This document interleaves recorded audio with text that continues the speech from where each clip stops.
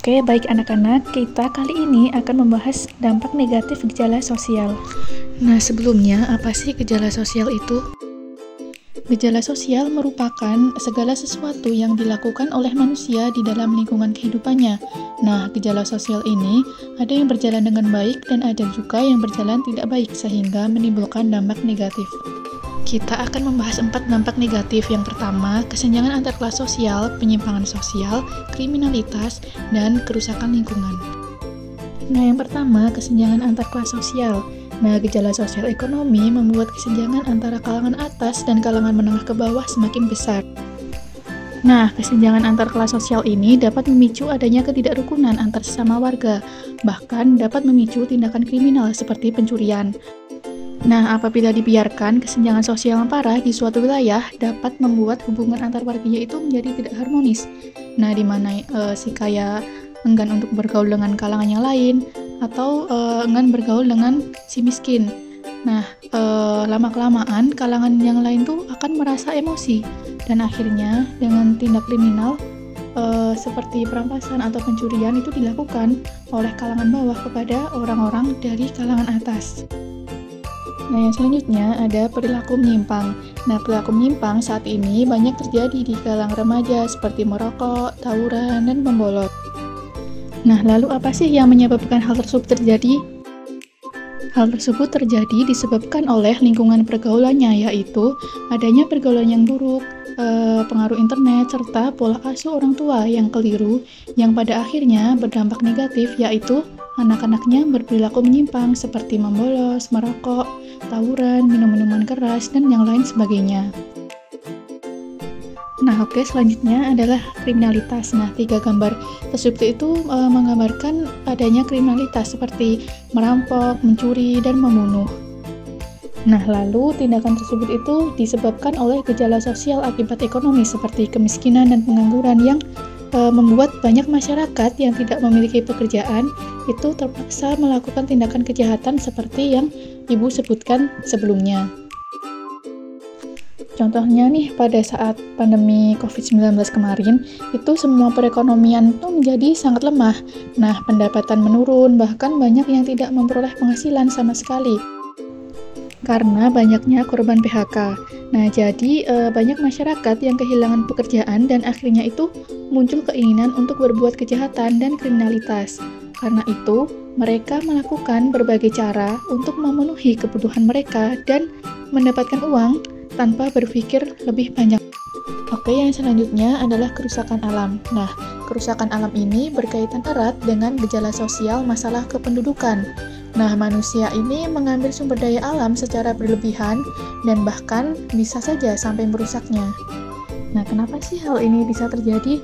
Nah, karena dengan banyaknya penduduk di Indonesia, diperlukan juga sumber daya yang baik untuk melakukan pembangunan. Namun, apabila jumlah penduduk banyak tetapi tidak diimbangi dengan kualitas yang baik, itu akan menimbulkan masalah. Nah, selain itu juga dengan adanya persebaran penduduk yang cepat dan tidak merata, akan menjadikan masalah sosial.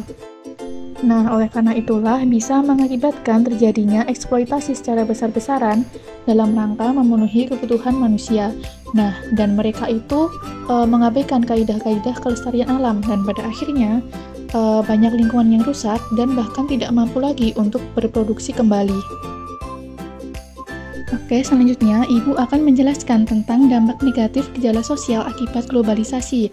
Yang pertama adalah lunturnya nilai dan norma. Nah, remaja Indonesia ini banyak yang menyukai lagu-lagu barat yang sedang tren. Nah, setelah dikaji, lirik lagu tersebut itu tidak sesuai dengan nilai-nilai yang ada di masyarakat. Selain itu, banyak remaja Indonesia yang meniru gaya hidup budaya barat seperti pakaian, perilaku, bicara, dan yang lainnya, di mana hal itu tidak sesuai dengan norma yang ada di Indonesia. Oke, yang selanjutnya adalah pola hidup konsumtif.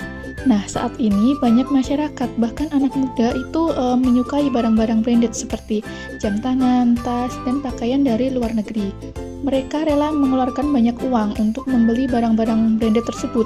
Terlebih lagi, mereka membeli barang-barang tersebut yang sebenarnya tidak mereka butuhkan. Nah, karena terpengaruh oleh iklan dan mereka akhirnya tertarik, akhirnya mereka membeli barang-barang tersebut padahal mereka sebenarnya tidak membutuhkannya. Nah, yang ketiga ada sikap individualisme. Nah, saat ini itu banyak masyarakat khususnya yang tinggal di kota-kota besar seperti Jakarta dan kota-kota besar yang lain itu minim sekali berinteraksi dengan orang di sekitarnya. Kepedulian terhadap sesamanya pun juga berkurang. Selain itu, akibat dari perkembangan teknologi menjadikan seseorang itu bisa melakukan aktivitasnya tanpa merasa perlu bantuan dari orang lain di sekitarnya. Nah, yang terakhir adalah mengurangi interaksi sosial secara langsung. Nah, cara berkomunikasi masyarakat itu berubah karena perkembangan teknologi.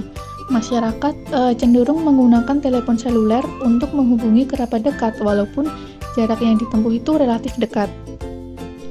Lalu, terlebih lagi, sekarang walaupun berada di dalam satu rumah dan hanya bersebelahan kamar, mereka itu menghubungi keluarganya melalui chat WhatsApp atau yang lainnya. Oke anak-anak, jadi kesimpulan yang dapat kita ambil dari materi kali ini mengenai dampak negatif gejala sosial adalah gejala sosial itu bukanlah sesuatu yang bisa ditebak kapan datangnya dan seberapa besar efeknya bagi masyarakat. Nah, apabila dampak tersebut berefek buruk bagi masyarakat, kita bisa mengantisipasi dan mengatasinya dengan berbagai cara. Misalnya adalah berusaha bekerja sama dengan orang lain dan mengikuti norma-norma yang telah ditentukan.